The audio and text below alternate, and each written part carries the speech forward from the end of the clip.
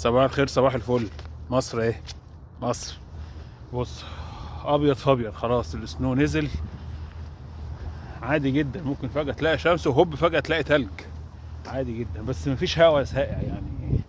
درجة الحرارة النهاردة -1، واحد تحت الصفر. اهو شمس طلعت اهي واحنا بنتكلم. كله بقى البيوت والاسطح الشوارع. طبعا التلج ده الشمس بتسيحه او يترش ملح فيسيح، او يسيح لوحده بقى كده. بس هو بيبقى يعني لون جميل انك تلاقي كل حاجه بالابيض كده، تبقى حاجه ظريفه يعني. طبعا كل ده كان اخضر وكده خفيف يعني، نزل شويه يعني.